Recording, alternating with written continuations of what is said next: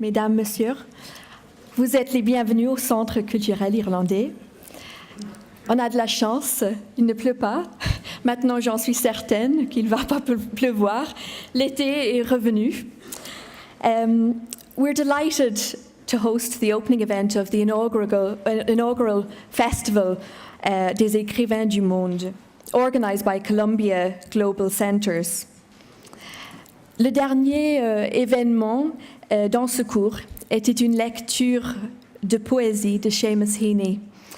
Et nous pensons tout particulièrement à lui ce soir, à sa contribution énorme à la littérature et la culture irlandaise et mondiale.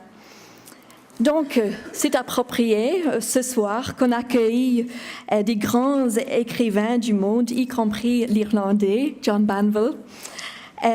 And let me now wish you a very pleasant evening in the company of these exceptional writers.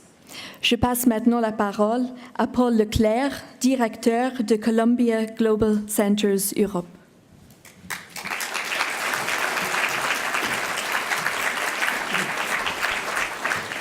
Merci beaucoup Madame Iki, et merci de nous avoir reçus dans ces locaux si superbes.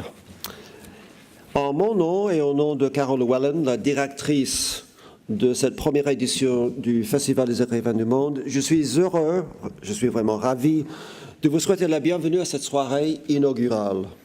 Cette initiative est un partenariat entre une grande université, Columbia, une université qui possède des liens forts anciens et mutuellement bénéfiques avec la France depuis 230 ans. Pourquoi ? Parce que le premier professeur de français Columbia fut nommé 5 ans avant la Révolution française. Un partenariat donc entre une grande université et, dans cette situation ici, une grande bibliothèque tout aussi vénérable, la Bibliothèque nationale de France.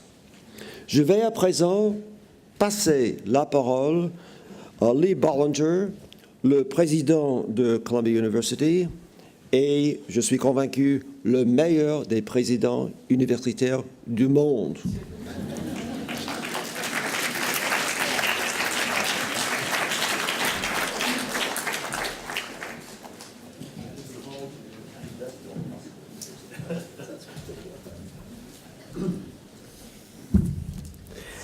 Thank you very much, Paul, and welcome to everyone. I'd like to introduce my wife, Jian, an artist who's in the front row here. Also would like to recognize Safwan Masri, who's the Executive Vice President for Global Centers and Globalization at Columbia. I'd like to thank Bruno Racine for the partnership that we have with the Bibliothèque Nationale. Do you want to speak now? Bonsoir à tous, bienvenue. Je suis ravie d'être parmi vous et je voudrais saluer également ma femme, Jian, qui est artiste, qui est parmi nous. Et je voudrais saluer M. Masri, qui est vice-président pour le Global Center ici à Paris. Et surtout, je remercie aussi M. Bruno Racine pour son partenariat avec la BNF et notre festival. Just two comments quickly. The first is that what we have this evening and what we have in 30 events over the weekend and then in Lyon for 2 days next week, this festival is really a prime example of what Columbia University in the city of New York has launched as 8 global centers around the world in which faculty and students can engage with local partners like Bibliothèque Nationale and others to think about the modern world and globalization in particular. Donc, comme vous le savez, nous organisons 30 événements lors de ce festival, y compris 2 jours à Lyon, dans la ville de Lyon. Donc, le festival, pour nous, est un excellent exemple de ce que fait l'Université de Columbia et avec la ville de New York. Nous avons 8 centres à travers le monde et notre faculté travaille donc main dans la main en collaboration avec des partenaires locaux, donc tout comme nous faisons ici avec la BNF. And the idea very simply is not to set up branch campuses with separate faculties and separate students, but to find ways to learn about the world, to express the new ideas about globalization, to approach the world from a standpoint of both ignorance and wonder, and therefore to engage with the world.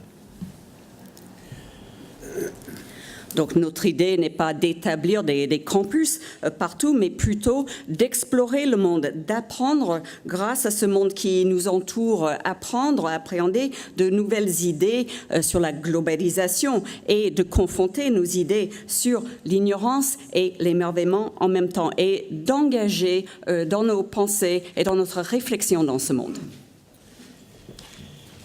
And there is no better way to do that, no better way to understand the world than through art. Secondly, I'd just like to take note of a few people from Columbia who will be participating here and to speak highly of our School of the Arts, because it really is a festival of writers and poets all the time. Of course, Richard Ford and Deborah Eisenberg, both here for this event. This weekend are on the faculty, as is Gayatri Spivak, Elizabeth Ladenson, Carol Gluck, and Steve Cole, all faculty and leaders at Columbia who are participating this weekend.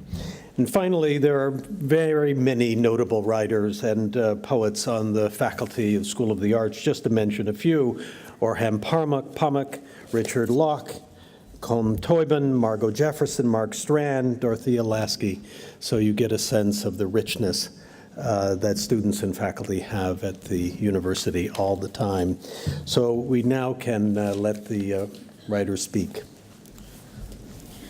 Donc, je suis convaincue que la meilleure façon de comprendre le monde, c'est à travers les arts. Et nous y croyons fermement à l'université, où nous avons le bonheur d'avoir quelques grandes figures parmi nos enseignants, dont Richard Ford et Deborah Eisenberg, qui enseignent à Columbia, et beaucoup d'autres personnes que je salue ici. Il y a une liste un peu trop longue pour l'interprète à noter, dont M. Pamuk et Jian. Voici, et maintenant, je passe la parole aux gens qui sont à l'honneur ce soir, c'est-à-dire les écrivains. Merci. Thank you very much. And Antonio, begin. Thank you very, very much, Professor and President Lee Bollinger of Columbia University. Je vous remercie infiniment, Monsieur le Président, de tout votre soutien, for all your support that you've given to this initiative and all the work that we're doing around the world through these global centers. Un événement aussi ambitieux que ce festival n'aurait pu voir le jour sans le soutien d'un très grand nombre d'amis et de partenaires. Et je voudrais prendre tout un petit instant pour remercier les extraordinaires écrivains et interlocuteurs qui ont accepté de participer au festival, aussi bien que tous les établissements culturels et les médias qui, ici à Paris, aussi bien qu'à Lyon, sont devenus nos partenaires, la région Île-de-France, pour avoir bien voulu nous accorder une subvention, et toutes les fondations, entreprises et personnes qui ont si généreusement contribué à l'existence du festival. Leurs noms sont dans le monde d'aujourd'hui. Et je vous conseille de les consulter là-bas. Enfin, avant d'introduire les écrivains qui sont là, je voudrais bien vous signaler qu'il y a deux formes de ce programme. There are two kinds of programs, one in English and one in French. And so if you haven't taken the program that is best for you, if you put your hand up, for the French programs, no one needs one, or for the English programs. English, here, can you see them? Jack, can you see the people who need English programs? This is what I'm supposed to do, right? Yes, okay, let's hustle, get them programs.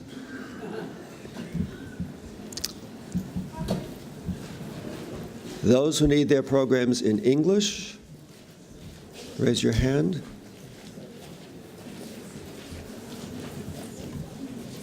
English. Est-ce qu'il y a des gens qui ont besoin des programmes avec des traductions en français? Ça va? Oui? Il y a une dame ici, there's a lady here who needs one.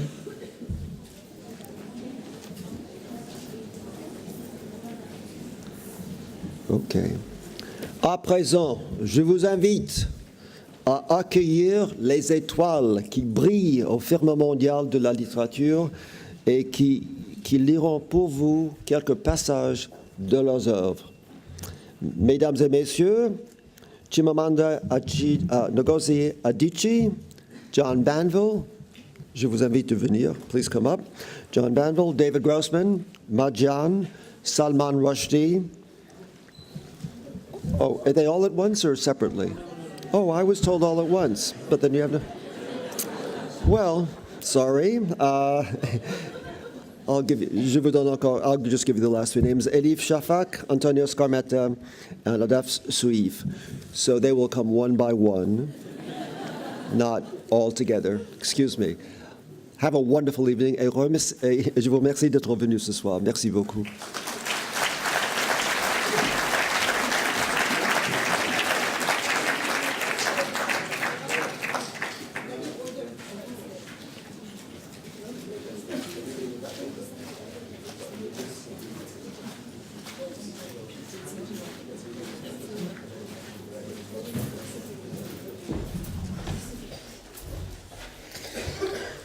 Allô, je suis Antonio Skármeta, je viens de Chili.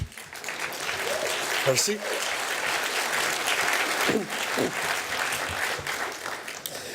Et je vais vous expliquer pourquoi est-ce que j'ai choisi ce petit morceau que je vais lire maintenant. Il y a exactement aujourd'hui, au 16 septembre, 40 ans, qui a lieu un coup militaire au Chili contre le président Allende. C'est le coup de Pinochet. Et 10 jours après le coup, le poète Pablo Neruda meurt. Il y a 40 ans que le poète Pablo Neruda est mort. La démocratie meurt et le poète meurt. C'était presque une métaphore que l'histoire m'offrait et je l'ai accueillie et j'écris le roman Une heure d'impatience, le facteur de Neruda. Je vais lire, hommage à Pablo Neruda, un morceau de le dernier chapitre de ce roman. Et si vous avez la version anglaise, c'est très bien, parce que c'est la même chose que je lirai. La version française que vous avez est un plus long. On m'a dit il faut lire seulement 8 minutes et j'ai coupé beaucoup, mais dans la version française, mais dans la version française, je commence comme il dut tenir un moment la porte entrouverte. C'est l'histoire de Pablo Neruda, le poète, et un jeune facteur qui le porte tous les jours la correspondance et une amitié se développe entre les deux, comme un critique français a dit, les deux hommes de lettres. Et nous sommes 5 jours après le coup d'État à Isla Negra, un petit village loin de Santiago. Neruda est malade et le facteur vient pour le visiter pour la dernière fois. Tuvo que mantener un instante la puerta entreabierta para distinguir a Neruda en esa penumbra con olor a medicinas, ungüentos, a madera húmeda. Pisó la alfombra hasta su cama con la pulcritud del visitante en un templo e impresionado por la ardua respiración del poeta, por ese aire que antes que fluir parecía herirle la garganta. Don Pablo susurró bajo, cual si acomodara su volumen a la tenue luz de la lámpara envuelta en una toalla azul. Ahora le parecía que quien había hablado era su sombra. La silueta de Neruda se encaramó trabajosa sobre el lecho y los ojos deslucidos pesquisaron la penumbra. ¿Mario? Sí, don Pablo. El poeta extendió el flácido brazo, pero el cartero no notó su oferta en ese juego de contornos sin volúmenes. Acércate, muchacho. Junto al lecho, el poeta le prendió la muñeca con una presión que a Mario le impresionó como febril e hizo que se sentara cerca de la cabecera. Esta mañana quise entrar, pero no pude. La casa está rodeada de soldados. Solo dejaron pasar al médico. Una sonrisa sin fuerza abrió los labios del poeta. Yo ya no necesito médico, hijo. Sería mejor que me mandaran directamente al sepulturero. No hable así, poeta. Sepulturero es una buena profesión, Mario. Se aprende filosofía. El muchacho pudo distinguir ahora una taza sobre el velador y, combinado por un gesto de Neruda, se la acercó a los labios. ¿Cómo se siente, don Pablo? Moribundo. Aparte de eso, nada grave. ¿Sabe lo que está pasando? Matilde trata de ocultármelo todo, pero yo tengo una mínima radio japonesa debajo de la almohada. Tragó una bocanada de aire y enseguida la expulsó temblando. Hombre, con esta fiebre me siento como pescado en la sartén. Ya se le va a acabar, poeta. No, mi hijo, no es la fiebre la que se va a acabar. Es ella la que va a acabar conmigo. Con la punta de la sábana, el cartero le limpió el sudor que le caía desde la frente hasta los párpados. ¿Es grave lo que tiene, don Pablo? Ya que estamos en Shakespeare, te contestaré como Mercucho cuando lo ensarta la espada de Tibaldo. La herida no es tan honda como un pozo, ni tan ancha como la puerta de una iglesia, pero alcanza. Pregunta por mí mañana y te dirán que estoy tieso. Por favor, acuéstese. Ayúdame a llegar hasta la ventana. No puedo. Doña Matilde me dejó entrar porque Mario quiso controlar el impulso del poeta apretándole las muñecas. La vena de su cuello saltaba como un animal. Hay una brisa fría, don Pablo. La brisa fría es relativa. Si vieras qué viento gélido me soplan los huesos. El puñal definitivo es prístino y agudo, muchacho. Llévame hasta la ventana. Aguántese ahí, poeta. ¿Qué me quieres ocultar? ¿Acaso cuando abra la ventana no estará ya el mar? ¿También se lo llevaron? ¿También me lo metieron en una jaula? Mario adivinó que la ronquera le subiría la voz junto a esa humedad que empezaba a brotarle en la pupila. Se acarició lento su propia mejilla y luego se metió los dedos en la boca como un niño. El mar está allí, don Pablo. Entonces, ¿qué te pasa?, gimió Neruda con los ojos suplicantes, llévame hasta la ventana. Mario hundió sus dedos bajo los brazos del bate y lo fue alzando hasta que lo tuvo de pie a su lado.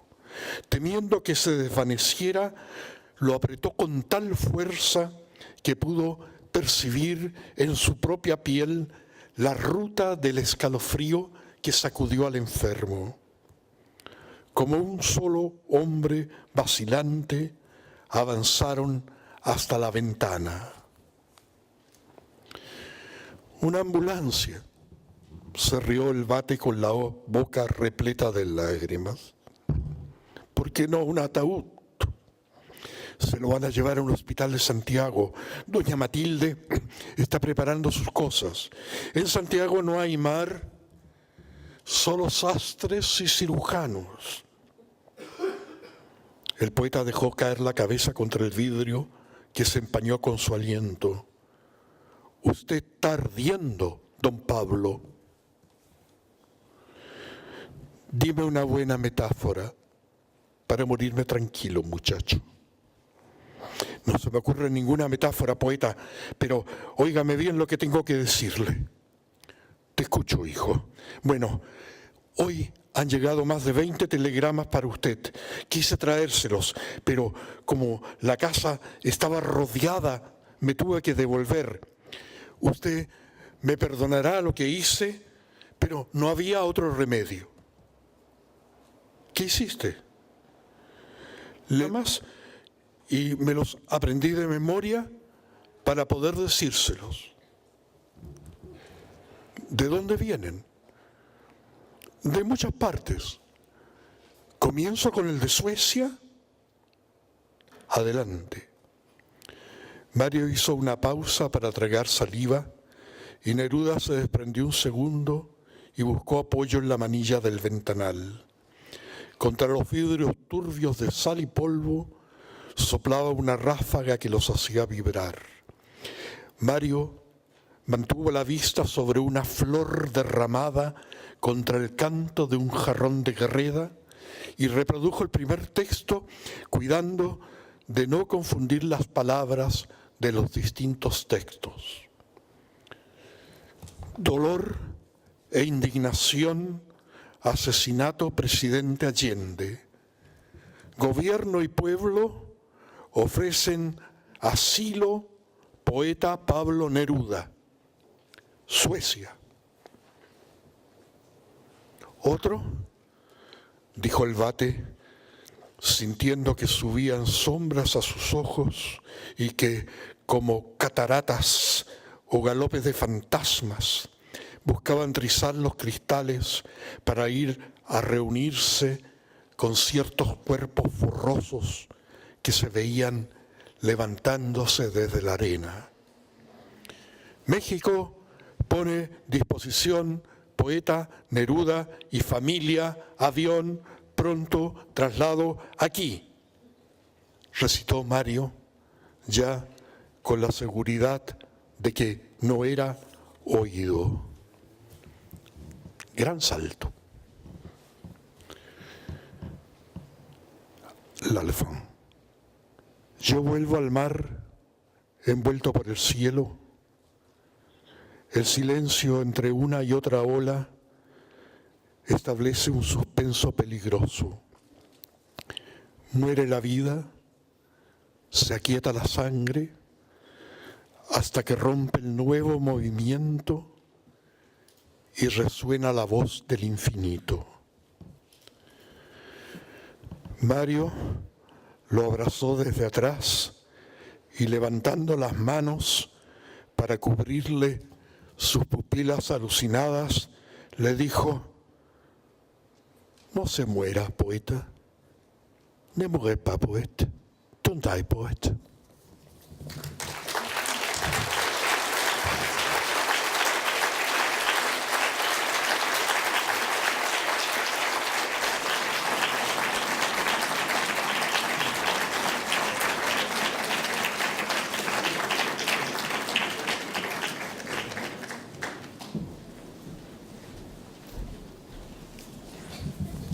Shalom. Good evening. My name is David Grossman. I'm from Israel. I don't have to explain what I'm going to read because it's from the very beginning of the book that is called in English Falling Out of Time. רושם קורות העיר. בשעה שהם יושבים ואוכלים את ארוחת הערב, נהפכות פתאום פניו של האיש. בתנועה חדה הוא הודף את הצלחת שלפניו. סכינים ומזלגות מצטלצלים. הוא קם ועומד, ונדמה שאינו יודע היכן הוא. האישה נרתעת בכיסאה, מבטו מרחף סביב לה ואינו נאחז. והיא, פעם אחת כבר פגעה באסון, חשה מיד, הנה זה שוב, כבר נוגע בי. אצבעותיו הקרות בשפתיים שלי. אבל מה קרה? היא לוחשת בעיניה, והאיש מביט בה בתימהון. אני צריך ללכת. לאן? אליו? לאן? אליו, לשם. למקום שזה קרה? לא, לא, לשם. מה זה שם? לא יודע. אתה מפחיד אותי. רק עוד רגע אחד לראות אותו. אבל מה תראה עכשיו? מה נשאר לראות? אולי שם אפשר לראות? אולי אפילו לדבר איתו? לדבר. ועכשיו הם נפקחים, שניהם מתעוררים. הקול שלך, זה חזר, גם שלך. כל כך התגעגעתי לקול שלך. חשבתי שכבר אף פעם לא. יותר מאשר לקול שלי, התגעגעתי לקול שלך. אבל מה זה שם? תגיד לי, אין מקום כזה, אין שם. אם הולכים לשם, יש שם. ולא חוזרים משם, אף אחד עוד לא חזר. כי רק מתים הלכו לשם. ואתה איך תלך? אני אלך לשם חי, ולא תחזור. אולי הוא מחכה שנבוא אליו. הוא לא, כבר 5 שנים הוא רק לא ולא. אולי הוא לא מבין איך ויתרנו עליו ככה, מיד, ברגע שהודיעו לנו. תסתכל עליי, תביט לי בעיניים, מה אתה עושה לנו? זאת אני, אתה רואה, זה אנחנו, שנינו, זה הבית שלנו, המטבח, בוא שב, אני אמזוג לך מרק. איש, יפה, יפה כל כך, יפה המטבח ברגע הזה, כשאת מוזגת מרק בחם פה ורך, ועד מכסה את שמשת החלון הקרה. רושם קורות העיר, אולי בגלל שנות השתיקה הארוכות, קולו צרוד דועך ללחישה, הוא אינו גורע ממנה עין, כל כך הוא מסתכל בה עד שידה רועדת. איש, ויפות מכל זרועותייך, העגולות, הרכות, החיים הם כאן יקרה, לרגע שכחתי, החיים הם במקום שבו את מוזגת מרק מתחת לעיגול האור, טוב שהזכרת, אנחנו כאן והוא שם, וגבול עולם בין כאן לשם, לרגע שכחתי, אנחנו כאן והוא, אבל אי אפשר עוד, אי אפשר. אישה, תביט בי, לא, לא במבט הזה הריק, עצור, חזור אליי, אלינו חזור, קל כל כך לכפור בנו בעיגול האור, בזרועות האלה הרכות, במחשבה ששבנו לחיים, ושהזמן אף על פי כן מניח רטיות דקות.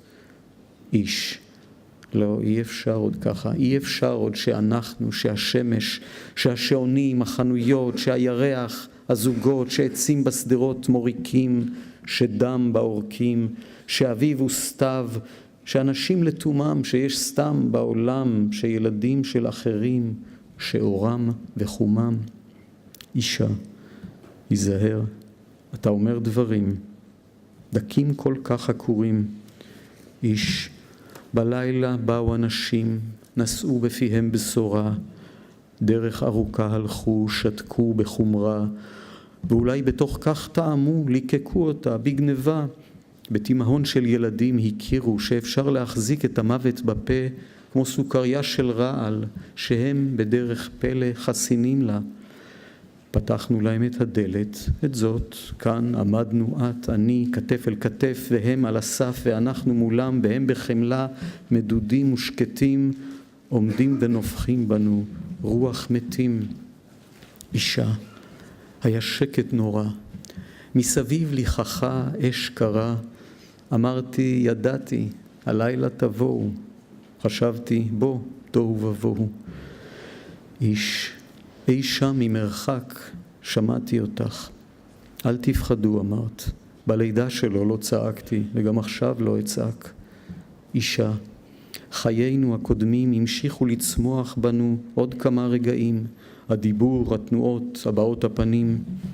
איש ואישה, כעת לרגע שוקעים. שנינו שותקים באותן מילים. לא אותו מבכים ברגע הזה. את ניגון החיים הקודמים מבכים. את הפשוט להפליא. את הקלות, את הפנים שהיו חלקות מקמטים. אישה, אבל הבטחנו זה לזה, נשבענו, נהיה, נכאב אותו, נתגעגע ונחיה. ומה קרה עכשיו? מה פתאום קרה שכך אתה קורע? איש, אחרי הלילה ההוא בא איש זר ואחז בכתפיי ואמר, תציל את מה שנשאר, הילחם, נסה לרפא, תביט בעיניים שלה, תדבק בעיניים שלה, כל הזמן בעיניים שלה, אל תרפא. אישה, אל תחזור לשם, לימים ההם אל תחזור, אל תפנה מבטך לאחור. איש, באופל ההוא ראיתי מולי עין אחת בוכייה ועין אחת מטורפת, עין אדם כבויה בעין אחת של חיה, חיה שחציה כבר בפי הטורף, חיה שטופת דם, לא שפויה, הציצה אליי מעינך. אישה, האדמה פערה את פיה, בלעה אותנו והקיעה, אל תחזור לשם, אל תחזור, אל תצא אפילו רגע מעיגול האור. איש, לא יכולתי, לא העזתי להביט אז בעינך, בעין ההיא התרופה, בעינך. אישה, לא ראיתי אותך, לא ראיתי דבר, לא בעין האדם, לא בעין החיה. שורש נשמתי נעקר, קר מאוד היה וגם עכשיו קר. בוא לישון, מאוחר. איש, 5 שנים שתקנו את הלילה ההוא. את נעלמת ראשונה ואחר כך אני. לך הייתה טובה השתיקה, ואותי היא לפתה בגרוני. ובזו אחר זו גבעו המילים, והיינו כמו בית שעת קווים בו כל האורות, עד שנפלה דממה חשיכה. אישה, ובתוכה שוב מצאתי אותך, ואותו. עטפה את שלושתנו גלימה חשיכה, צנופים בה היינו איתו, ואילמים היינו כמותו, 3 עוברים שהרה האסון. איש, ויחד נולדנו בצד האחר, בלי מילים, בלי צבעים, ולמדנו לחיות את תשליל החיים. שתיקה. אישה, ראה, ממילה למילה משהו סוד שבינינו נקלש, מסתמס, כמו חלום שמאיר לתוכו הפנס. כי היה בשתיקה איזה נס, איזה רז היה בדממה שנבלענו ביחד איתו, שהיינו דמומים בה כמותו, שדיברנו בה כמו בשפתו, וכי מה למילים, מה לטוף המילים ולמותו. Thank you.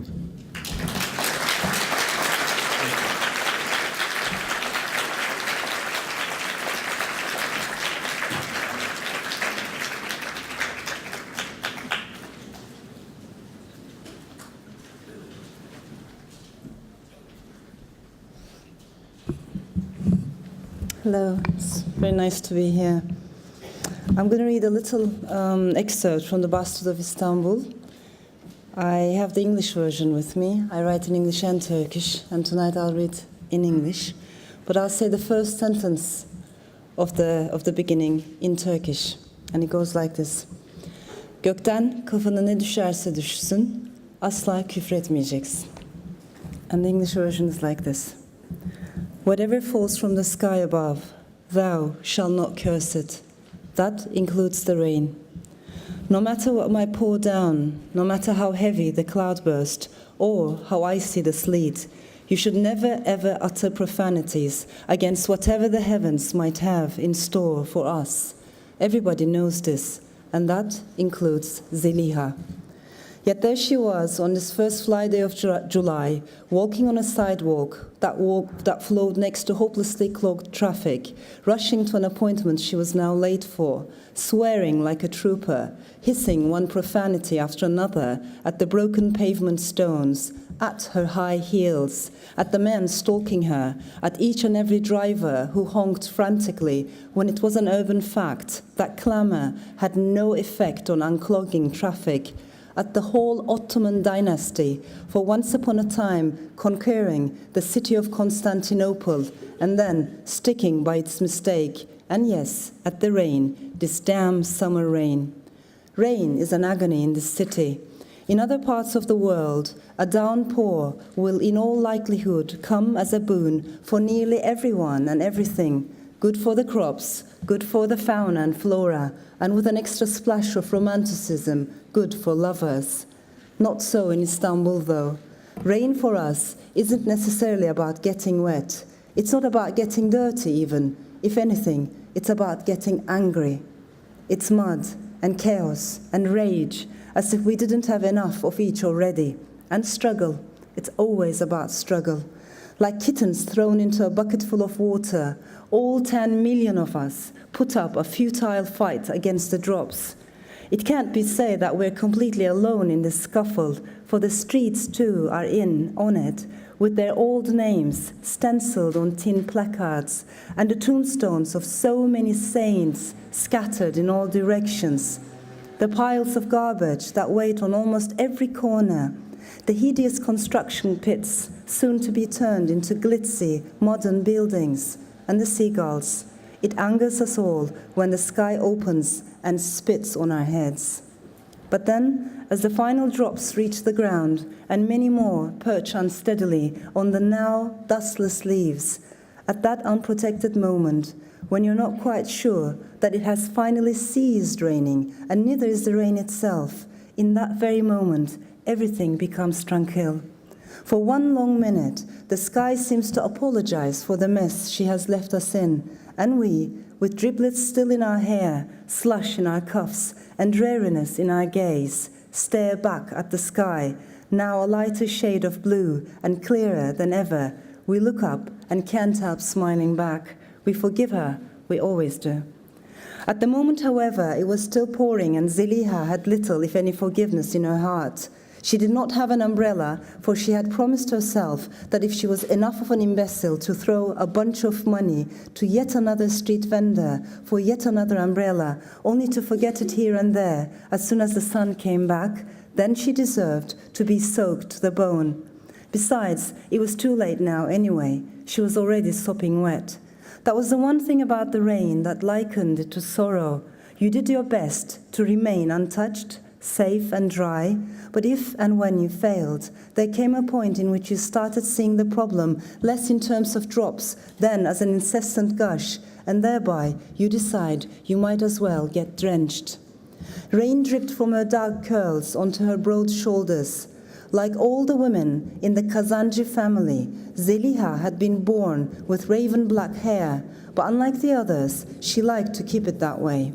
From time to time, her eyes of jade green, normally wide open, filled with intelligence, squinted into two lines of untainted indifference, inherent only to three groups of people: the hopelessly naive, the hopelessly withdrawn, and the hopelessly full of hope. She being none of these, it was hard to make sense of this indifference, even it was such a flickering one.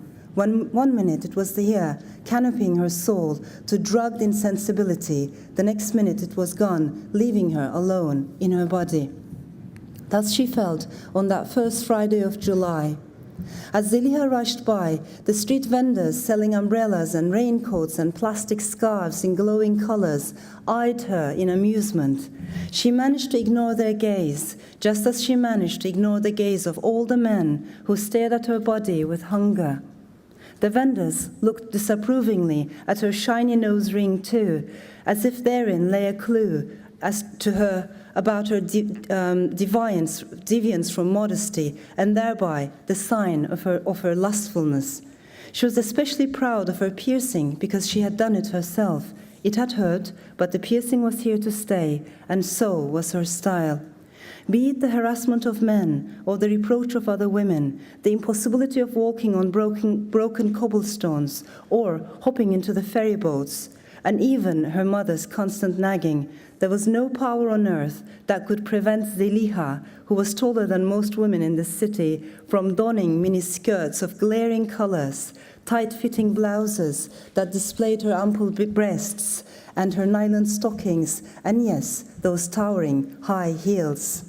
Now, as she stepped on another loose cobblestone and watched a puddle of sludge underneath splash dark stains on her skirt, Zeliha unleashed another long chain of curses. She was the only woman in the whole family and one of the few among all Turkish women who used such foul language so unreservedly and knowledgeably. Thus, whenever she started swearing, she kept going as if to compensate for all the rest. This time was no different. As she ran, Zeliha swore at the municipal administration, past and present, because ever since she was a little girl, never a rainy day had passed with these cobblestones primed and fixed. Before she was done swearing, however, she abruptly paused, lifted her chain, as if suspecting someone had called her name, but rather than looking around for an acquaintance, she instead looked at the smoky sky. She squinted, sighed a conflicted sigh, and then unleashed another profanity, only this time against the rain. Now, according to the unwritten and unbreakable rules of Petite Ma, her grandmother, that was sheer blasphemy. You might not be fond of the rain. You certainly did not have to be.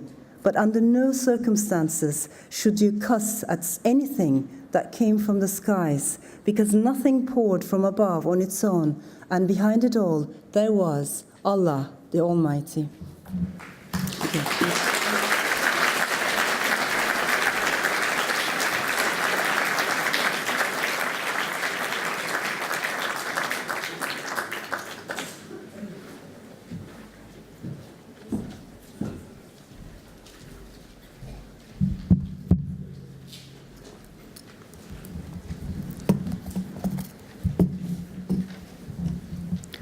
My name is Ma Jian, from China.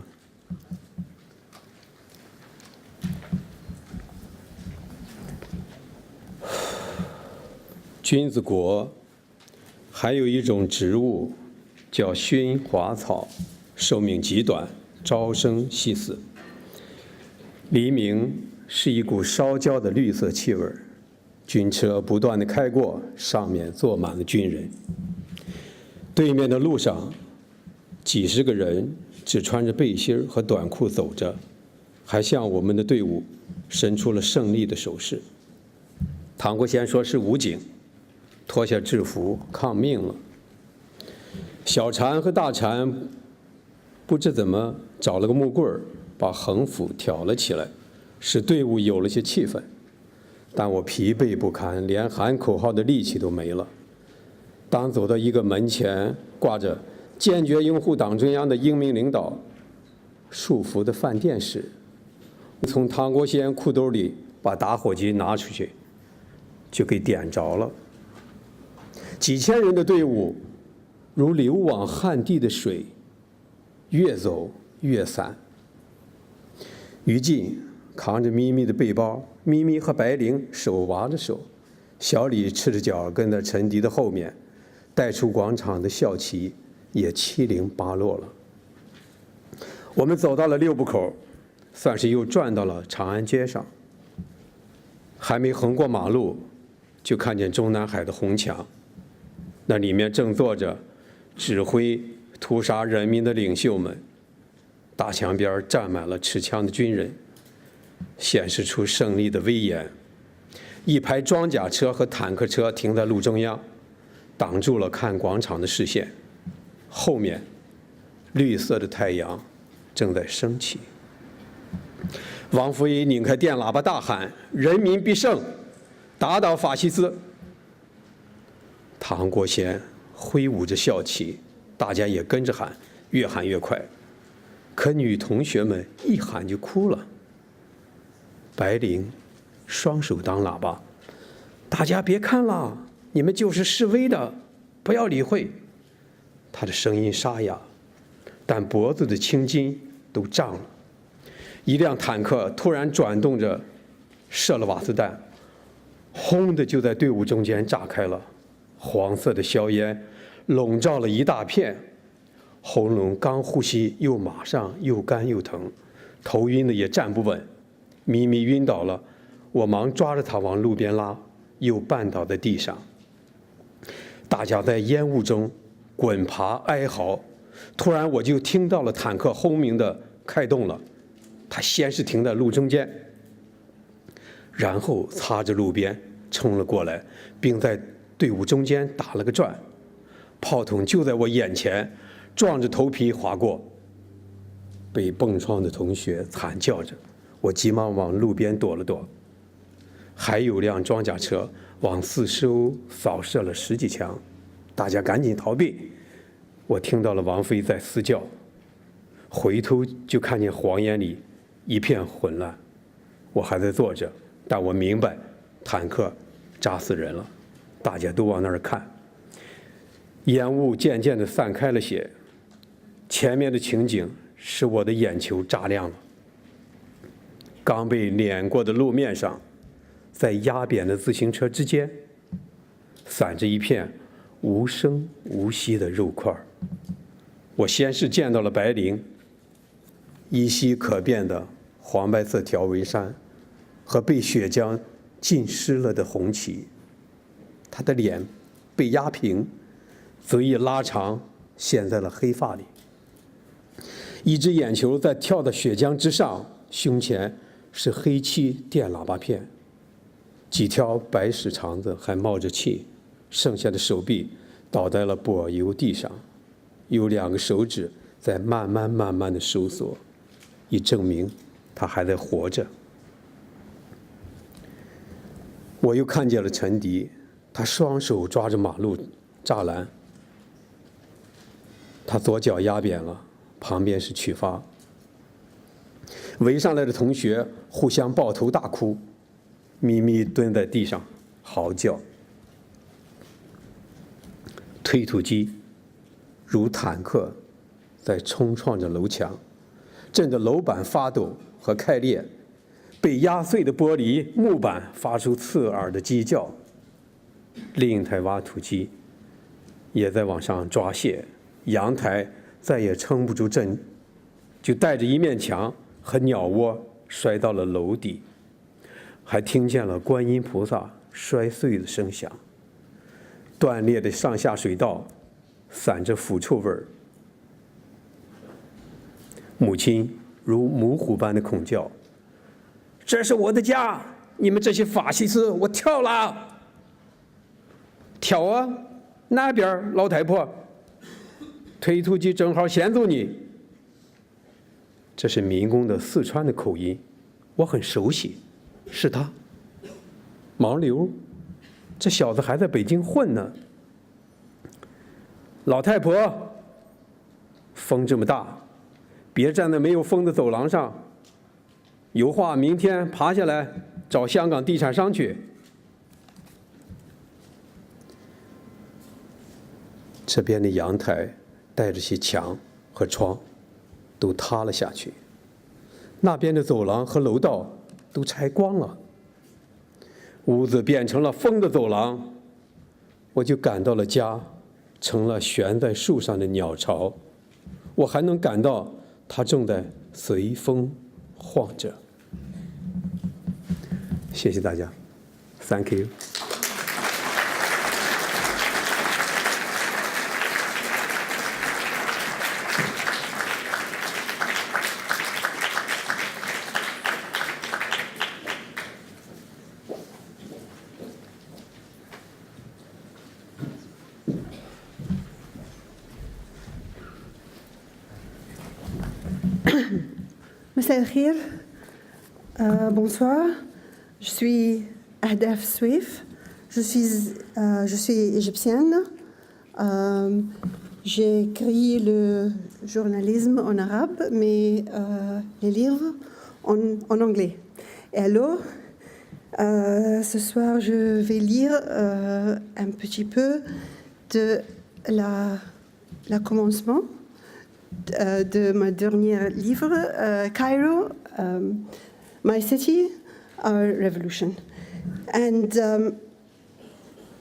it's from the very beginning, and it describes a very early day, the 28th of January. You will remember the revolution started the 25th of January, 2011, and this is the Friday where it really took off. And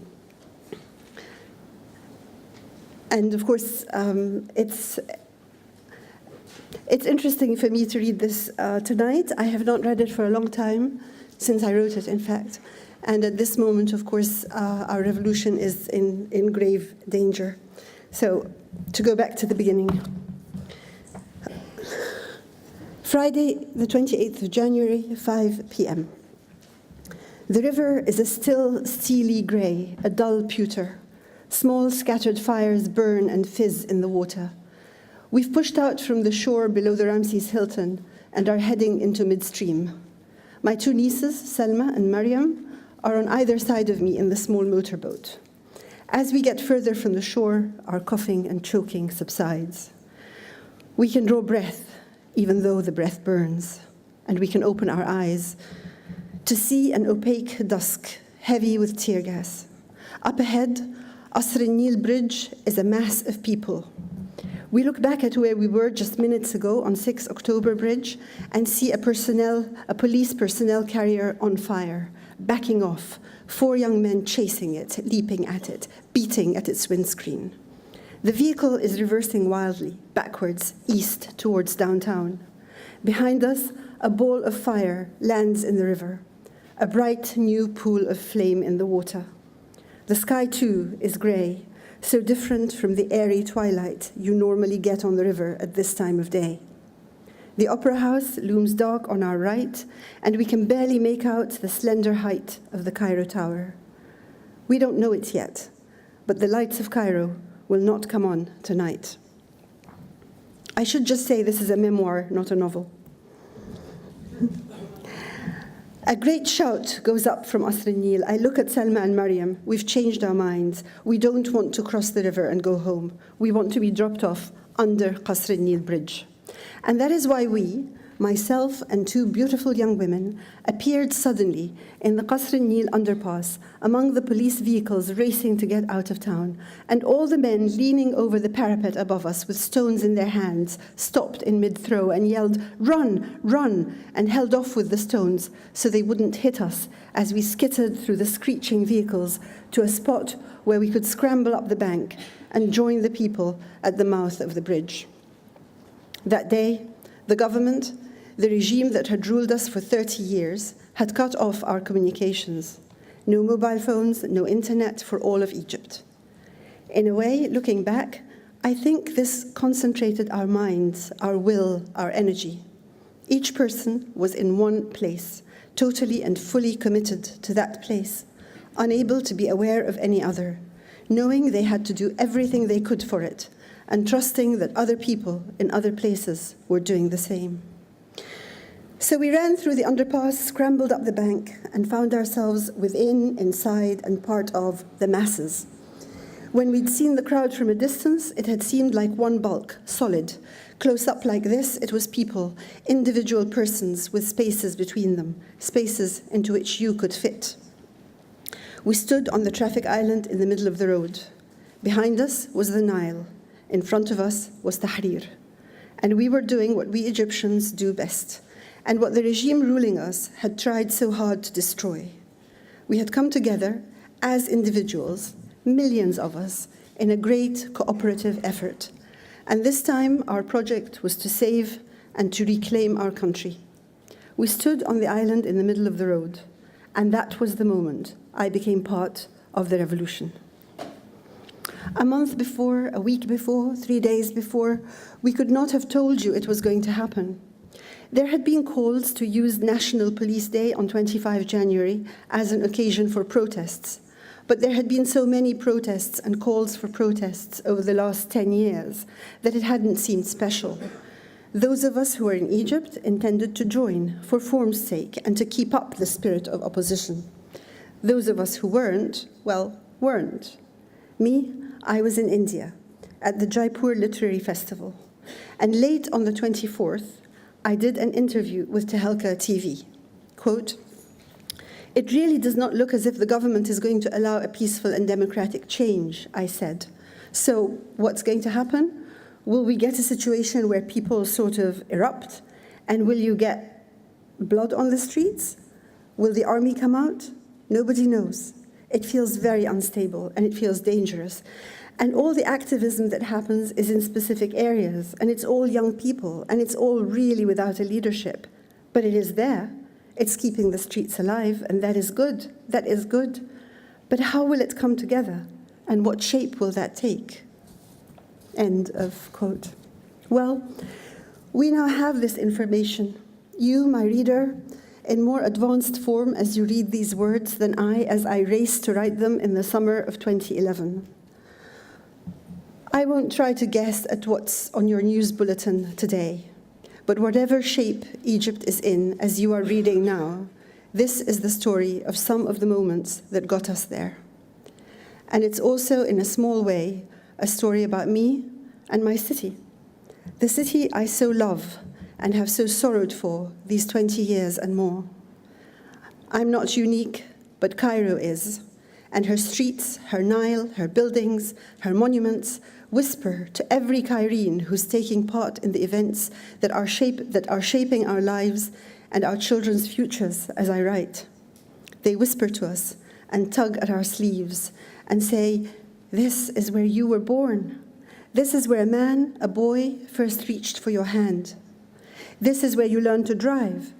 This is where the picture in your school book shows Ahmed Urabi facing down the Khedivi Tawfiq.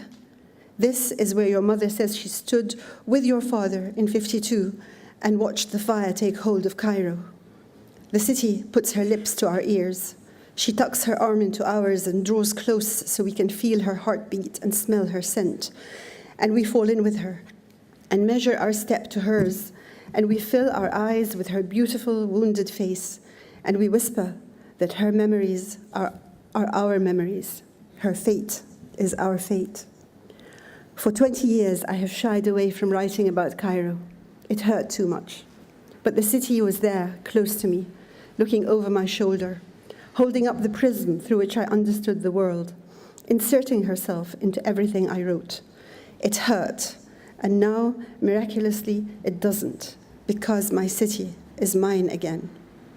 Masr is Egypt, and Masr is also what Egyptians call Cairo. On Tuesday, the 1st of February, I watched a man surveying the scene in Tahrir with a big smile.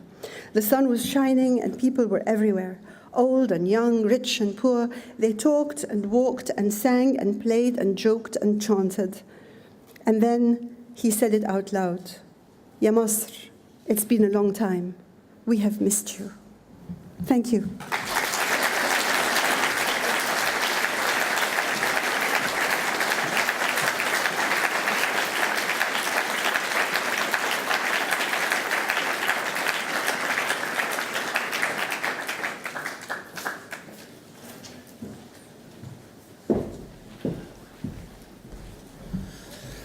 Bonsoir. My name is John Banville. I'm from Ireland. I will read a few pages from my novel, The Infinities. The protagonist is Adam Godley. He's a very great mathematician and physicist. He's dying. He's in a coma. And look, here he is, old Adam, the dying progenitor himself. Dying, yet he cannot conceive of a world from which he will have departed.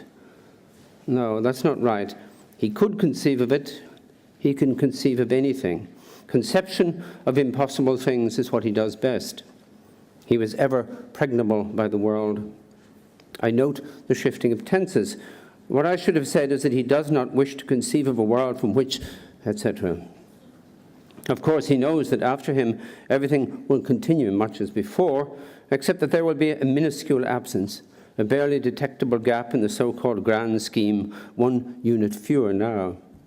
Or not even that, not even an empty space where he once was, for all will rush immediately to fill that vacuum. Pfft, gone.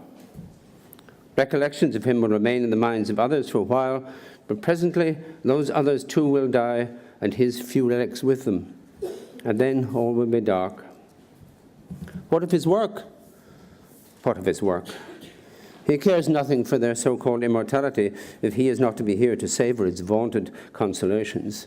Me, me, me. As to his immediate condition, he has been pronounced vegetate. And so he is, if we take this word in the old, not to say archaic sense of being endowed with vegetable life. His heart beats, his blood circulates, his lymph courses. Even his digestive system goes on mumbling and munching, making the best of the insipid ways and saps that are fed to him through his tubes day and night without pause. But does a vegetable see? Does a vegetable hear? Does a vegetable, and this surely is the clincher, does a vegetable cogitate? The doctors have not witnessed him opening his eyes and do not believe his wife when she says that he does, that he looks at her, that he sees her. They put on a stolidly blank expression and say nothing, but she knows that inwardly they scoff. Even Dr. Fortune, Dr. Ferdinand Fortune, old Ferdy. Doctors, what do they know? He fears premature burial. There is no pain. In the pain department he feels nothing. Or not nothing exactly. He has an awareness of something, a dinning and hammering deep inside him, the surely agonizing effects of which will register only as a distant rumor. He is trapped in the celestial dentist's chair. Yet why is he not content with this state? Is it not the apotheosis he always hankered after, to be pure mind, mind unalloyed? Whirling and whirling, his thoughts go, like the so many grains of grit swept up in a dust devil. Swept up in a dust devil.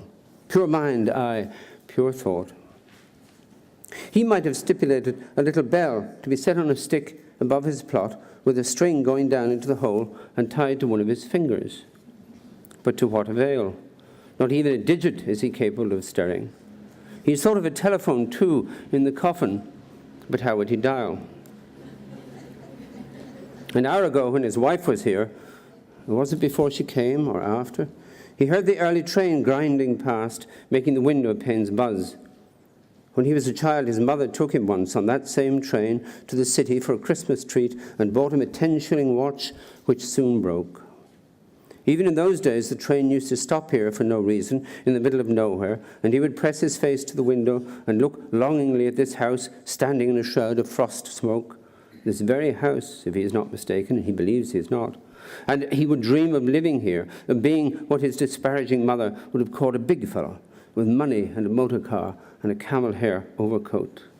A big fellow now felled. His mind wanders. There are gaps, short and sometimes longer periods of absence when he's lost to himself.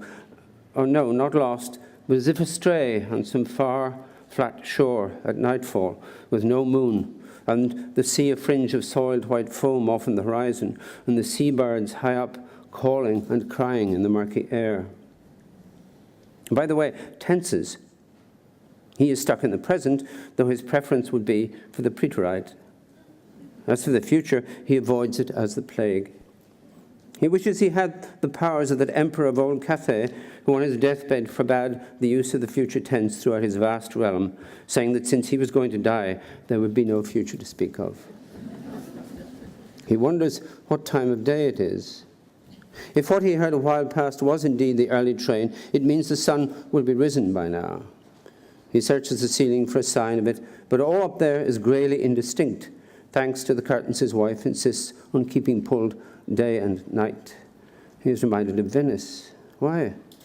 Surely a Venetian ceiling would be awash with lozenges of water light, a shimmering, amoebic pulsing, and not, as here, soft grey and crumbly seeming, like mould. Yet it is definitely the city on the lagoon that this memoryless memory is of. Venice, La Serenissima, as they call it, her. Whereas I think of a sea captain's frowsty old relict, una vecchia carambana, in tide-stained billows of watered silk squatting on her piles. To the picturesque, I have always had a healthy aversion. I consider it healthy. But why do I say an hour ago? I must stick to the third person. He has lost track of time, he who once was one of time's masters and a keeper of its keys. Now the things that happen merge and flow through each other unresisted, a hopeless mishmash. Yet there must have been a ceiling like this somewhere, in a waterside villa, or when, with what woman? So much he has forgotten because it meant nothing at the time, or if not nothing, then not nearly enough. This it is that torments him now, among his many torments, the thought of all that he had and did not prize it as he should have when he had it, a trove of experience burned as it was happening because it was simply that, something that was happening and not a thing anticipated or recollected.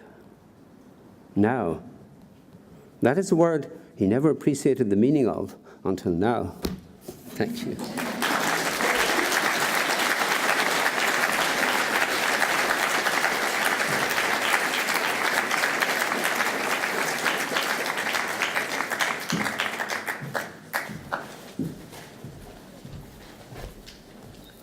Good evening. My name is Chimamanda Adichie. I'm from Nigeria. And I'm going to read from the beginning of my novel called Half of a Yellow Sun. Master was a little crazy. He had spent too many years reading books overseas, talked to himself in his office, did not always return greetings, and had too much hair. Ugwu's auntie said this in a low voice as they walked on the path. But he's a good man, she added, and as long as you walk well, you will eat well. You will even eat meat every day. She stopped to spit. The saliva left her mouth with a sucking sound and landed on the grass. Ugwu did not believe that anybody, not even this master he was going to live with, ate meat every day. He did not disagree with his auntie, though, because he was too choked with expectation, too busy imagining his new life away from the village. They had been walking for a while now since they got off the lorry at the motor park, and the afternoon sun burned the back of his neck, but he did not mind. He was prepared to walk hours more in even hotter sun. He had never seen anything like the streets that appeared after they went past the university gates. Streets so smooth and tarred that he itched to lay his cheek down on them. He would never be able to describe to his sister, Angoleka, how the bungalows here were painted the color of the sky and sat side by side like polite, well-dressed men. How the hedges separating them were trimmed so flat on top that they looked like tables wrapped with leaves. His auntie walked faster, her slippers making slap-slap sounds that echoed in the silent street. Ugwu wondered if she too could feel the coal tar getting hotter underneath through her thin soles. They went past a sign, Odim Street, and Ugwu said, "street," as he did whenever he saw an English word that was not too long. He smelled something sweet, heady, as they walked into a compound, and he was sure it came from the white flowers clustered in the bushes at the entrance. The bushes were shaped like slender hills. The lawn glistened. Butterflies hovered above. "I told Master you will learn everything fast. Osiso, his auntie said. Ugwu nodded attentively, although she had already told him this many times, as often as she told him the story of how his good fortune came about. While she was sweeping the corridor in the mathematics department a week ago, she heard Master say that he needed a houseboy to do his cleaning, and she immediately said she could help, speaking before his typist or his office messenger could offer to bring someone. "I will learn fast, Auntie," Ugwu said.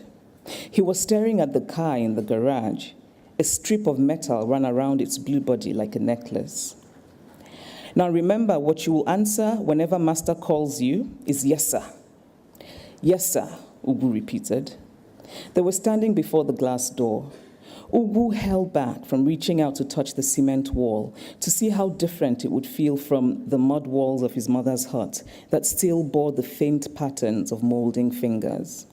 For a brief moment, he wished he were back there now, in his mother's hut, under the dim coolness of the thatch roof, or in his auntie's hut, the only one in the village with a corrugated iron roof. His auntie tapped on the glass. Ugu could see the white curtains behind the door. A voice said in English, "Yes, come in." They took off their slippers before walking in. Ugu had never seen a room so wide. Despite the brown sofas arranged in a semicircle, the side tables between them, the shelves crammed with books, and the center table with a vase of red and white plastic flowers, the room still seemed to have too much space. Master sat in an armchair wearing a singlet and a pair of shorts. He was not sitting upright, but slanted, a book covering his face, as though oblivious that he had just asked people in. "Good afternoon, sir. This is the child," Ugu's auntie said. Master looked up. His complexion was very dark, like old bark, and the hair that covered his chest and legs was a lustrous, darker shade. He pulled off his glasses. "The child?" "The houseboy, sir." "Oh, yes, you've brought the houseboy. Ikbotagia." Master's Igbo felt feathery in Ugu's ears. It was Igbo colored by the sliding sounds of English, the Igbo of one who spoke English often. "He will work hard," Ugu's auntie said. "He's a very good boy. Just tell him what he should do." Master grunted in response, watching Ugu and his auntie with a faintly distracted expression, as if their presence made it difficult for him to remember something important. Ugu's auntie patted Ugu's shoulder, whispered that he should do well, and turned to the door. Thank you.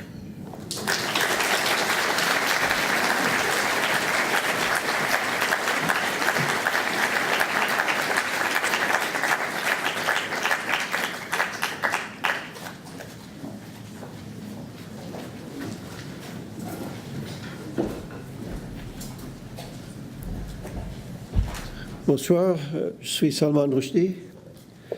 Je vais lire les premières pages de mon autobiographie, Joseph Anton. Il faut dire que je l'ai écrit en troisième personne pour raisons romanesques et obscures.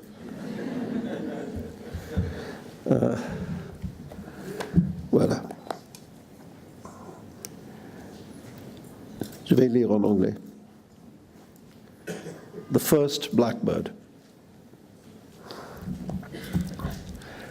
Afterwards, when the world was exploding around him and the lethal blackbirds were massing on the climbing frame in the school playground, he felt annoyed with himself for forgetting the name of the BBC reporter, a woman, who had told him that his old life was over and a new, darker existence was about to begin. She had called him at home on his private line without explaining how she got the number. "How does it feel," she asked him, "to know that you have just been sentenced to death by the Ayatollah Khomeini?" It was a sunny Tuesday in London, but the question shut out the light. This is what he said without really knowing what he was saying. "It doesn't feel good." This is what he thought. "I'm a dead man." He wondered how many days he had left to live and thought the answer was probably a single-digit number. He put down the telephone and ran down the stairs from his workroom at the top of the narrow Islington row house where he lived. The living room windows had wooden shutters, and absurdly, he closed and barred them. Then he locked the front door. It was Valentine's Day, but he hadn't been getting on with his wife, the American novelist Marianne Wiggins. 5 days earlier, she had told him she was unhappy in the marriage, that she didn't feel good around him anymore, even though they had been married for less than a year. And he too already knew it had been a mistake. Now she was staring at him as he moved nervously around the house, drawing curtains, checking window bolts, his body galvanized by the news as if an electric current were passing through it. And he had to explain to her what was happening. She reacted well, beginning to discuss what they should do next. She used the word we. That was courageous. A car arrived at the house sent by CBS television. He had an appointment at the American Network's studios in Bowater House, Knightsbridge, to appear live by satellite link on its morning show. I should go, he said. It's live television. I can't just not show up. Later that morning, the memorial service for his friend Bruce Chatwin was to be held at the Orthodox Church in Moscow Road, Bayswater.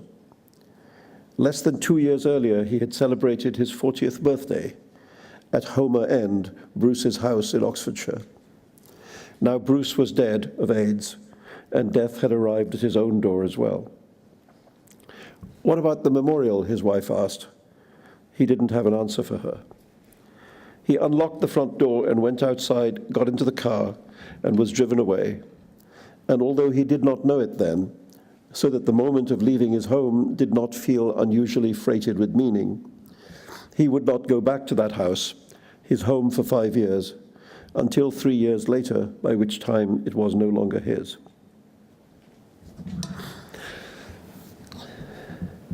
The children in the classroom in Bodega Bay, California, sing a sad nonsense song. She combed her hair but once a year, ristlety-rostlety, mo, mo, mo. Outside the school, a cold wind is blowing. A single blackbird flies down from the sky and settles on the climbing frame in the playground. The children's song is a roundelay. It begins, but it doesn't end. It just goes round and round. With every stroke she shed a tear, ristlety-rostlety, hey, bombosity, nickety, nackety, retroquality, willoughby, wallaby, mo, mo, mo. There are 4 blackbirds on the climbing frame, and then a 5th arrives. Inside the school, the children are singing. Now there are hundreds of blackbirds on the climbing frame, and thousands more birds fill the sky, like a plague of Egypt. A song has begun, to which there is no end. When the first blackbird comes to roost on the climbing frame, it seems individual, particular, specific. It is not necessary to deduce a general theory, a wider scheme of things from its presence. Later, after the plague begins, it's easy for people to see the first blackbird as a harbinger. But when it lands on the climbing frame, it's just one bird. In the years to come, he will dream about this scene, understanding that his story is a sort of prologue, the tale of the moment when the first blackbird lands. When it begins, it's just about him. It's individual, particular, specific. Nobody feels inclined to draw any conclusions from it. It will be a dozen years and more before the story grows until it fills the sky, like the Archangel Gabriel standing upon the horizon, like a pair of planes flying into tall buildings, like the plague of murderous birds in Alfred Hitchcock's great film. At the CBS office, he was the big news story of the day. People in the newsroom and on various monitors were already using the word that would soon be hung around his neck like a millstone. They used the word as if it were a synonym for death sentence, and he wanted to argue pedantically that that was not what the word meant. But from this day forward, it would mean that for most people in the world, and for him. Fatwa. I inform the proud Muslim people of the world that the author of the Satanic Verses book, which is against Islam, the Prophet, and the Quran, and all those involved in its publication who were aware of its contents, are sentenced to death. I ask all the Muslims to execute them wherever they find them. Somebody gave him a printout of the text as he was escorted towards the studio for his interview. Again, his old self wanted to argue, this time with the word sentence. This was not a sentence handed down by any court he recognized or which had any jurisdiction over him. It was the edict of a cruel and dying old man. But he also knew that his old self's habits were of no use anymore. He was a new self now, he was the person in the eye of the storm. No longer the Salman his friends knew, but the Rushdie, who was the author of Satanic Verses, a title subtly distorted by the omission of the initial V. The Satanic Verses was a novel. Satanic verses were verses that were satanic, and he was their satanic author, Satan Rushdie, the horned creature on the placards carried by demonstrators down the streets of a faraway city, the hanged man with the protruding red tongue in the crude cartoons they bore. Hang Satan Rushdie. How easy it was to erase a man's past and to construct a new version of him, an overwhelming version against which it seemed impossible to fight. King Charles I had denied the legitimacy of the sentence handed down against him. That had not stopped Oliver Cromwell from having him beheaded. He was no king. He was the author of a book. He looked at the journalists looking at him and wondered if this was how people looked at men being taken to the gallows or the electric chair or the guillotine.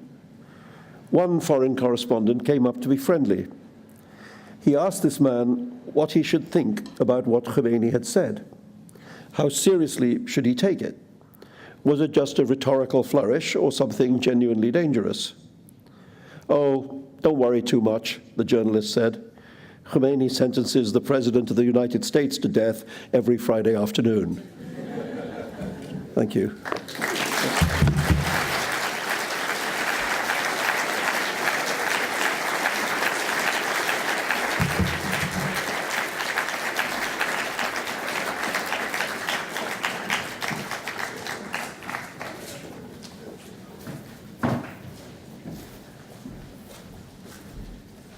I'd like to thank all of our writers this evening for having brought their talent, their genius, their words, their wisdom on the human condition as it exists in our own times to us this evening. I think you will all agree with me that this is a night that we will not forget.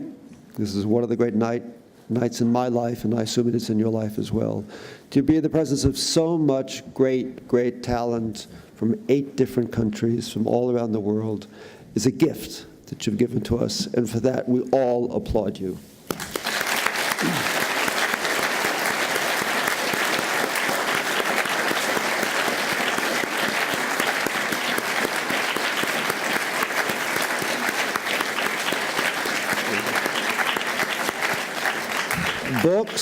Books by our authors are for sale in the back, and there'll be some signing of books as well.